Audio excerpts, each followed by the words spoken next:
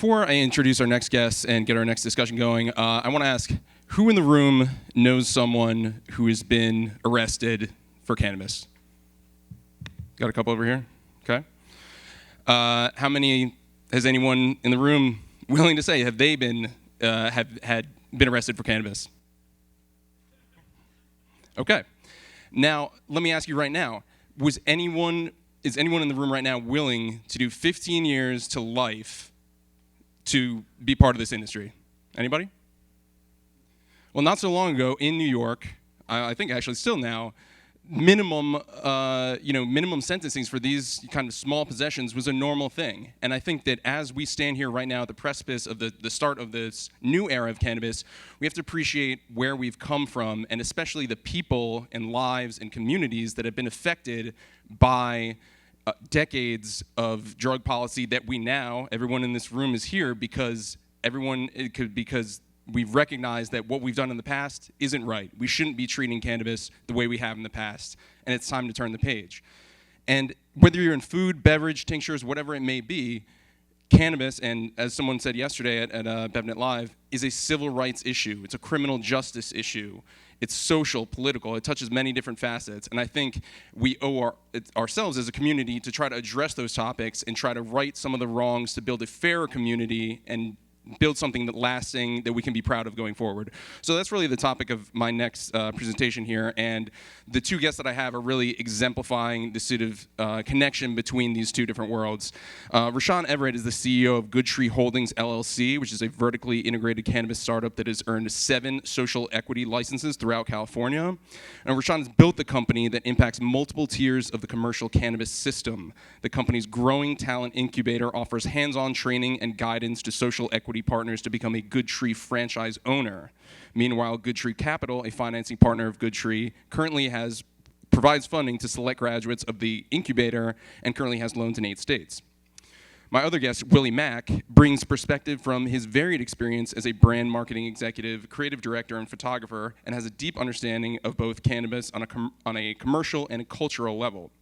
He's executed campaigns for clients such as GQ, Microsoft, Ray-Ban, Vanity Fair, and Wired Magazine, and is the founder of Flint Studio, an LA-based cannabis branding agency. Now, as the president and the co-founder of Think Big, alongside CJ Wallace, Willie is helping provide the vision and mission for the brand, which is removing the stigma associated with cannabis use, both for healing and to stimulate creativity. Now, we're going to sit down and have a conversation about how the cannabis industry can grow in a manner that supports equality of economic opportunity and social justice for individuals that have been disproportionately affected by the war on drugs. Please welcome Willie and Rashaan to the stage, please. And I should preface before we start, this is a 30-minute conversation about something that is way more than 30 minutes. So we're going to try to, start this conversation and really maybe approach some of these difficult topics that I hope you guys will continue in your own conversations afterwards. So thanks again, Willie and Rashaan.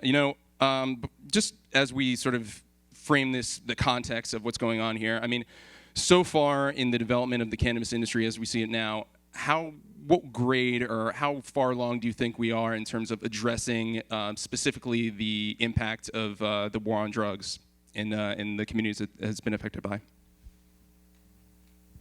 I mean, I think the industry overall gets a pretty low grade, failing in some sense. I think when you combine it with the state regulations, making it, this as well, from a social equity program, how do you really build equity programs that are easy to enact and not complicated and can be rolled out well? I think on those levels it becomes really difficult. I think the industry as a whole as well legalization is the goal, federal and international legalization, and I think that's been where we are focusing on. But I think that so much of it is not, it shouldn't just be looking forward, we should also be looking back and saying, how do we resolve some of the issues we were in the first place? I'm excited that there's been a precedent set in noticing that a social equity is a requirement in states like Illinois and Massachusetts, and there's a huge momentum in Los Angeles and San Francisco to require, it's almost exclusively equity applicants earning licenses. So we're excited to see the progress there. But to Willie's point, the frustration is the actual implementation of the program. So it's good that there's a notion and people are understanding that it needs to be a part of the regulations, but we're having trouble actually implementing some of these social equity initiatives, and a lot of that is connected to the access to capital and some of the other resources that are lacking for the equity applicants. So we're excited that there's an opportunity there, but really working hard to actualize and realize those opportunities. And when we talk about sort of addressing some of those issues, you mentioned, raising money being one of those things. What are some of the other sort of things that you guys are hearing, or in terms of the major challenges in, moving forward? I think in addition to raising money, it's really the network. It requires a lot of bureaucracy to be navigated, some more than others in different states and cities. But when you see local political leaders that are really leading and earning these licenses, they just don't know people from different communities, and we're getting kind of locked out of the political game in addition to the access to capital. So I think just being more transparent with the licensing in different cities and states, and then investors realizing that there's an actual economic opportunity in addition to the social impact to get involved, and that's been the focus of my fund thus far. I think part of it also is from access to the capital, but then also there's just so much information, and not knowing how to navigate the myriad of sort of regulations. Which lawyer should I use? What account do I need? Am I doing this right? Am I doing this wrong?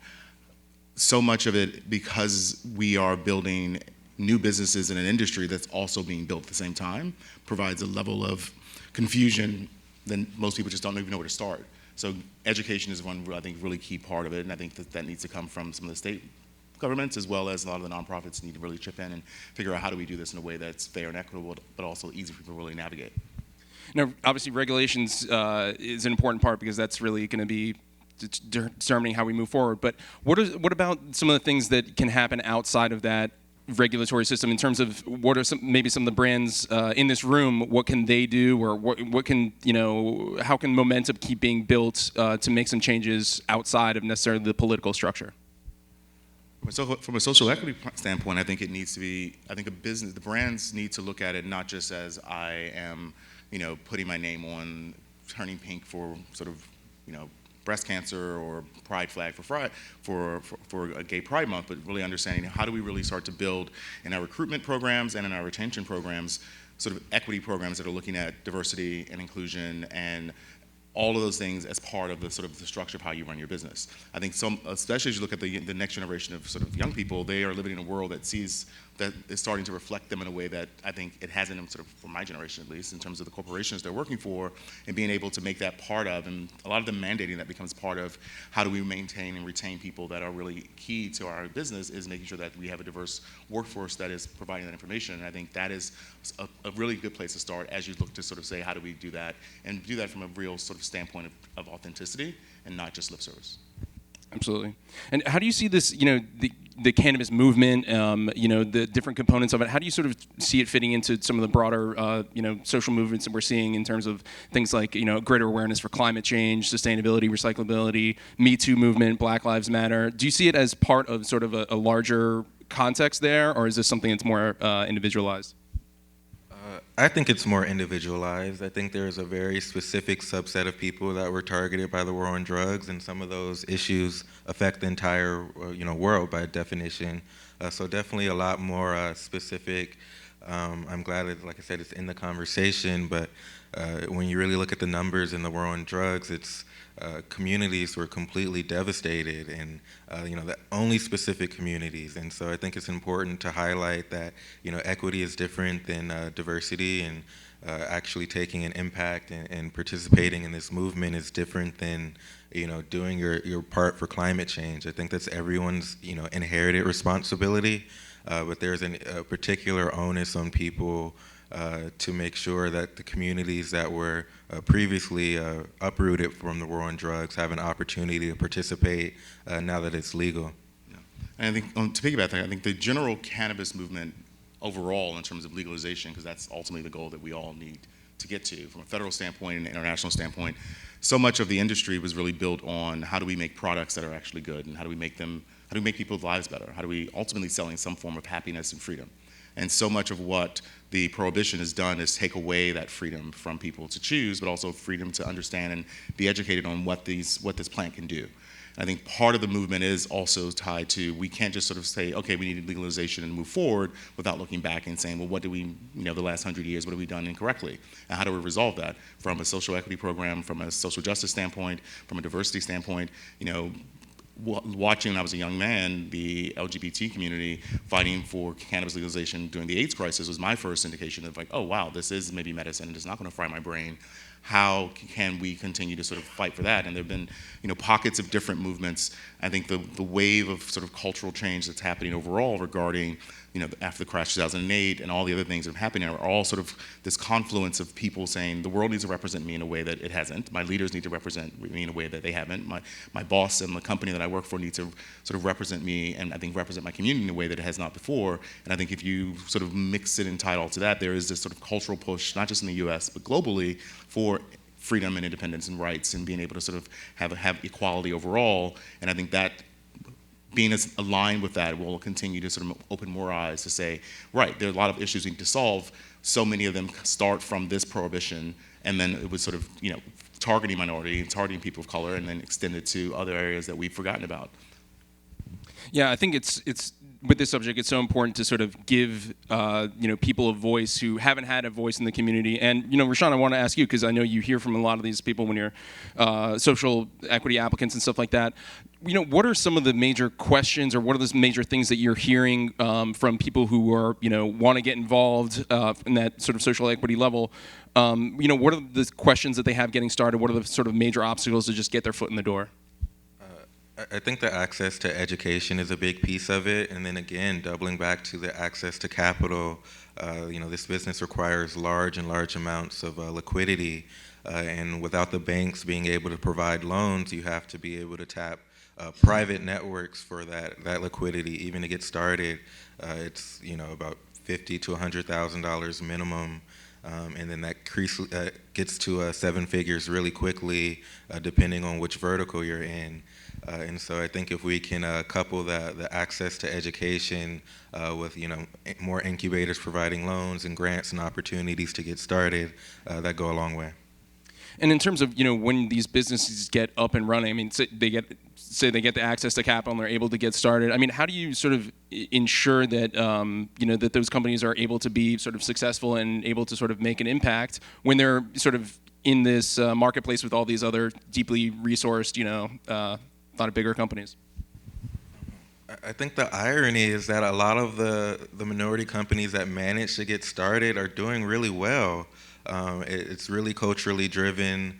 A lot of the entrepreneurs into this space have their own connections and ways to market their brand. They really truly understand the product and the consumer. So it's less of sustaining and more of initiating and giving opportunities. And not every business is going to succeed, but we have to at least get a chance to get started. And when you're working with these social equity applicants and stuff like that, what are is there a way that you work with them to sort of just like through the licensing process? Is there a point where do people get stuck at a certain point? Is there a certain just when you're working people through the process, how long does that take, and basically like how many end up going through to the end? Yeah, it's a long process, usually 6 to 12 months from when people are identifying, hey, I want to get into the industry, into getting that first license in California. A lot of it is based on cities and their permitting process. The biggest handicap, again, in addition to the capital, is the real estate component. Some of these cities, you look at San Francisco, that has a really, really strong equity program that we've participated in. These retail licenses in San Francisco are worth millions of dollars. However, to even apply for a license, you have to have a lease or a letter of intent to lease a building that's zoned in San Francisco. And so if anyone knows anything about San Francisco real estate, it's just a huge onus to be able to rent a building that's not producing cash flow for up to a year, perhaps even longer than that. I mean, I've been sitting in a building since January, and it doesn't look like the license is coming this year. And so luckily we've been able to kind of source money and use our cash flow from other operations to sustain, but a lot of people aren't able to pay that rent and stay open and active until they actually get the license. So it's just about increasing that timeline is really a priority. And and for you as well, Willie, do you guys have any thoughts into, you mentioned, California and Massachusetts, obviously.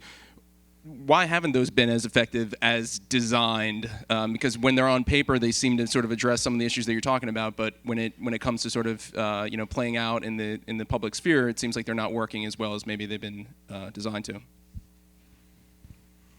Wow, there's a lot of reasons why. One, you're dealing with the government, so going to the DMV is never fun, and just anything with the government takes longer and red tape. And we are building this industry, we're building the ship as we're sailing. So even the governments in California being understaffed, not understanding how to roll these programs out, not having the resources, not just having the knowledge about how to do this, or also, as you mentioned before, lacking some of the sort of external factors that affect the success of the programs in itself, from real estate, cash, funding, timing, and also timeline. I mean, just making it easier to be able to get a license without having to wait 6 months, a year and a half. I have former clients in LA who it's been 18 months and they're still paying for a space that they haven't been able to actually develop in. And it's like, well, how do you afford, how does the state afford to make it so arduous to do that and expect to have tax revenue and to be able to sort of support entrepreneurs in a new industry? It's a little bit of a huge disconnect. Well, sort of moving away from state regulations, Willie, I wanted to ask you, because you and your role as a consultant is moving in different fields of business and culture and stuff like that. How do we sort of build that sense of responsibility and collective that sense that we're all sort of working towards that same goal of getting there with some of these large companies and different entities that maybe not necessarily feel that inherently? Yeah, in my previous work as a cannabis consultant and as a marketing executive, so much of it was tied to corporate social responsibility. And what does that mean, and what does that look like? And understanding how to navigate, how do you build programs that will allow you to, ultimately engage or build a community or an audience that's tied, that can take an action for you, and that action may be buying something, sharing something, or committing to something or taking an action in some way. And I think with anything, as we've seen over the last few years, consumers are a lot smarter than we thought they were, a lot smarter than we gave them credit for, because I was with them pretty smart. And because of social media and the internet, being able to spot inauthentic campaigns, sort of stories that maybe aren't necessarily the right ones, or tone-deaf responses to certain situations have become sort of explosive. So I think that looking at it and saying, well, how do you really start from the beginning and say, well, what are our values and what do we really believe in as a business and as a core, and what are the values that our consumers really believe in, and how do we really sort of bring those two and equate them into something that becomes a real narrative? With the new business with Think Big, it was difficult because my business partner, CJ, is the son of Biggie Smalls and Faith Evans, and there's a lot of sort of cultural relevance that we have, as well as a lot of different things. But for us, it was always, well, what do we really believe in? And we believe, because of his younger brother with autism and other family members of both of our sides dealing with cancer, we believe in cannabis can really be a tool to heal and for compassionate care, but also creativity. And saying, well, these are things that we've tapped into and that are true to us as individuals as well as our family. How do we then sort of build that into the mission of what we want to do? Absolutely. And, on that marketing and branding level, if we're talking about, the package and just sort of the brand itself, like how do you sort of communicate, or do you want to communicate that, the social mission and sort of that, those greater sort of context in that package, in the branding? I mean, I was reading some statistics recently. I think Cone Communication, 80% of Americans would buy from a company that's purpose-driven. We see now purpose-driven businesses and businesses that have an impact, and B corporations actually trade at a premium, and we believe that there is a premium for that because you are tying to something bigger than yourself. As we moved from the sharing economy to the experience economy, and now we move to this sort of transformation economy, i.e., your brand doesn't matter to me, only how is it going to transform me? It's going to make me look better, feel better, think better, be more confident, be more aware of my world. We now have, the consumers are now shifting and saying, well, I don't care about what your brand does. What is your brand going to do for me, and how does it make me a better person? And if there's an impact or some purpose driven to that consumers can sort of relate to on a personal level, on a just general sort of sustainability level or social equity level, when they're when they're at the register, we vote by what we buy. So given the choice between two products, one's really cool, but the other one actually has a mission that hopefully is real, but even if it's not real, at least someone's taking the time to create something that feels like it's authentic. Consumers they navigate to that, and I think that that's part of what is true about the industry in a sense of, so much of the industry was built on we want to help people and we want to give people access to this product that we all know is not dangerous, and that alone kind of gives you at least a baseline to say how do we start from there.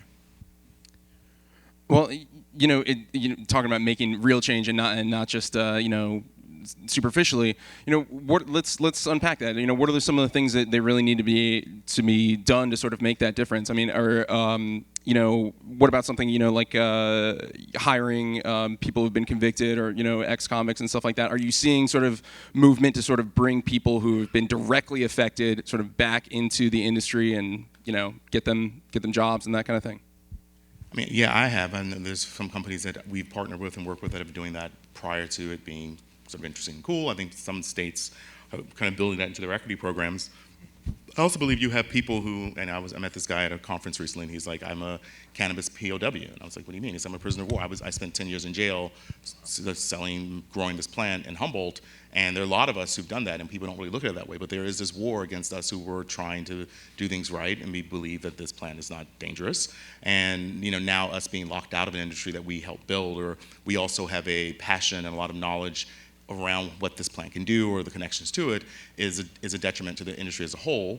Secondly, you have a massive number of people who are in jail or who were in jail using this for the use or selling this product. You have a massive consumer base. So if you remove the moralistic aspect of it and look at it strictly from an economic standpoint, there's lots of people. You have a lot of consumer base that is avid, probably the most avid consumers because they've spent time in jail for this product, that are looking or trying to find ways to ambassador, to develop it, to build businesses. I look at it as like that. I would love that's talent that is the most valuable talent I believe in the world, because they actually have literally given their lives to fight for something they believe in.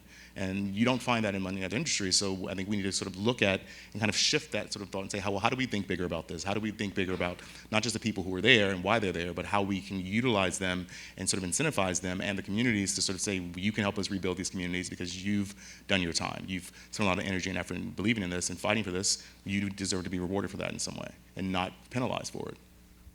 Well, and then I guess it kind of goes back to what we were talking about before, is there's two kind of things at play. There's government, and there's the regulation that can happen there, and then there's the community, the commercial community. So, what are some of the ways that the industry can sort of take the lead while we're waiting for our senators and president and things like that to sort of get their stuff in order?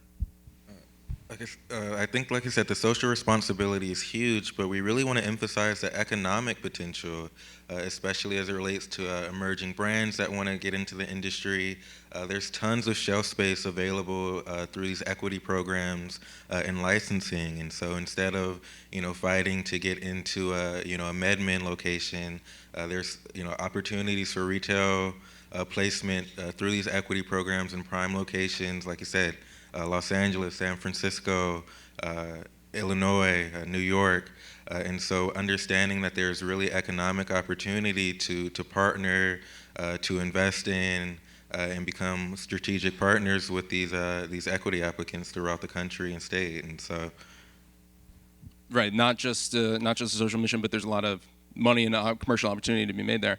And we're talking about sort of legalization being the thing that we're going towards, and hopefully that'll be happening soon. But are we forgetting about you mentioned there's people, and I brought up the Rockefeller laws. I mean, there's people who are currently incarcerated on laws that people have kind of agreed that these are archaic and they should be changed. Is there a political appetite? Is there an appetite for maybe some of those people who are currently incarcerated to have their, some movement to have their convictions cleared, and to see some people actually come out of prison, and so we're not just talking about, past tense? Yeah, tons of work in the expungement vertical specifically. Last year, I believe, was the first year they did the National Expungement Week, and so there was different clinics across the country designed specifically to help people get the cannabis off of their record and other restoration services. So that's an equally critical piece. I think, like I said, I've been focused on the economic side, and then in addition to that, the expungement to get those people back into the workforce and able to vote.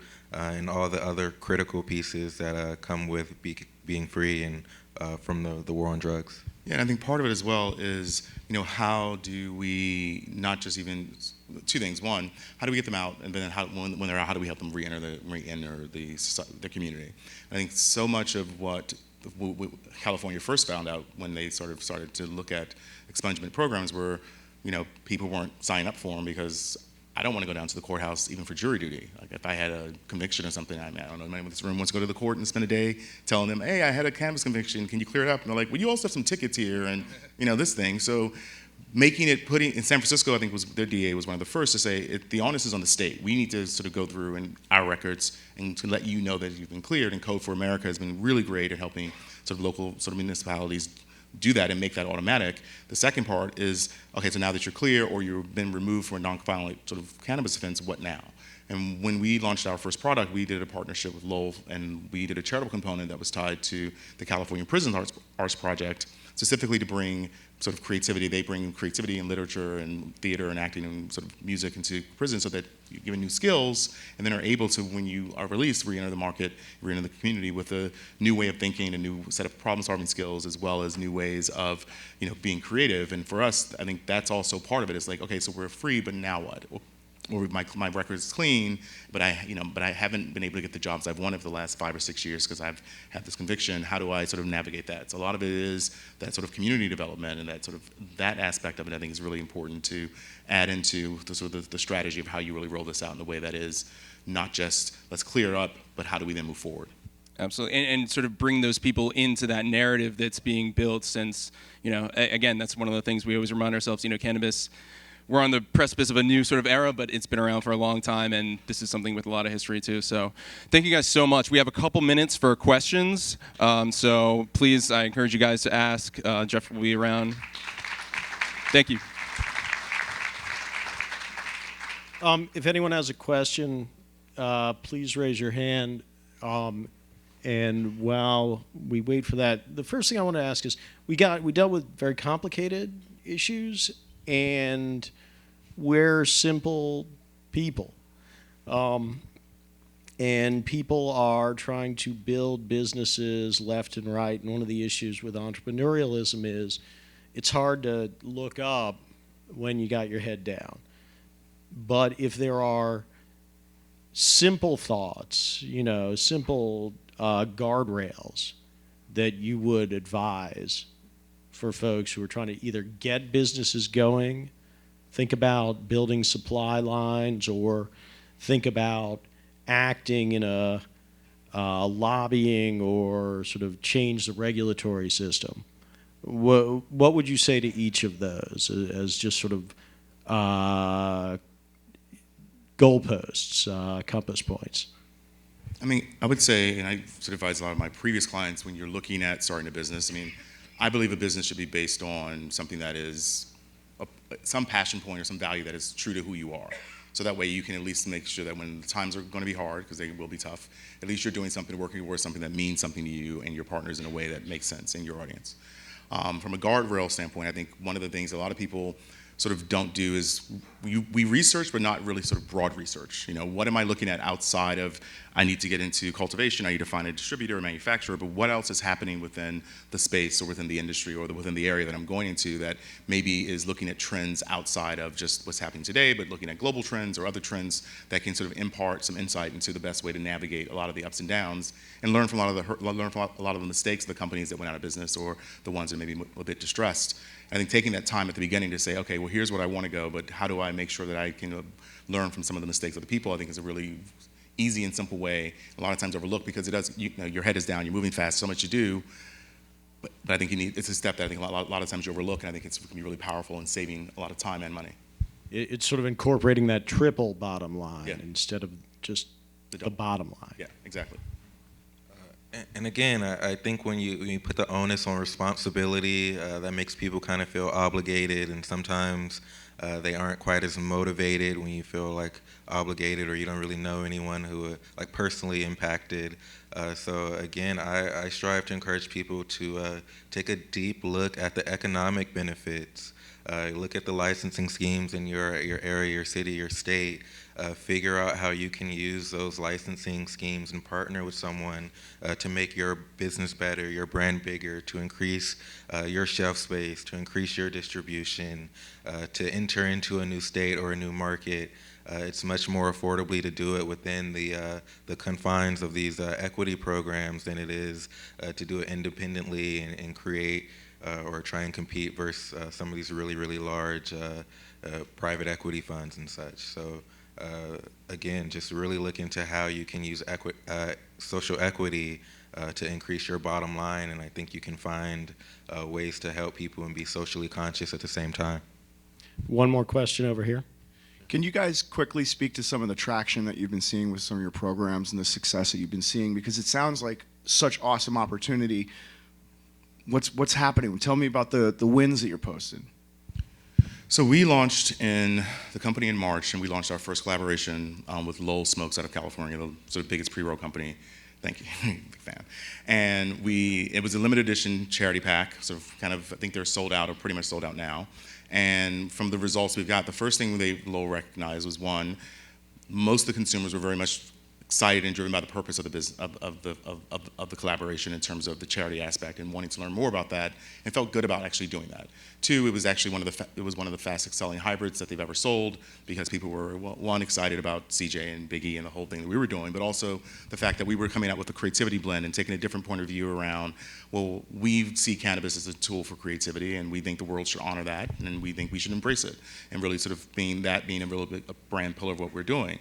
The other thing that we saw as well is the distribution requests coming from other states asking, when are you guys coming here? People being upset that, like, why is it only California? We can buy in New York. I'm like, well, because your laws suck, and we're not there yet. Can't sell flour. Doesn't make any sense. So the desire to learn more and people wanting to say, we want to support. How do we do this? And we're members of the Minority Cannabis Business Association, members of NORML, a lot of the sort of the Drug Policy Alliance, where you're like, donate to these organizations. If you've ever smoked weed, and I met a guy at one of the conferences from NORML, he's like, if every person who smoked weed ever in their life gave us $10, we'd probably have more money than NRA, and cannabis not be legal, but people forget that we are here fighting for decades to try to make these laws, change these laws, and we're kind of forgotten about a lot of times in the day-to-day. And it's like, just talking about them and talking about some of the organizations that are trying or have been trying to legalize things and move things, and just kind of that education to people. Oh, right, I forgot about NORML. I can give them $5. That's no big deal. But them getting the power to sort of start lobbying, we saw a lot of that, and we've been able to communicate that. And people are like, hey, I signed up for this. I thank you for telling me about this. I didn't know about this. I think so much of that traction of, we do live in that sort of I tell you, you tell your friend, that sort of word of mouth is very powerful in a way that I think we sometimes forget when it comes to like simple things you can do to support the industry in ways that we kind of forget. Great. Thank you guys so much. It's a complex issue, and thank you for discussing it with us, and Thank you so hopefully much. more to come. You guys too.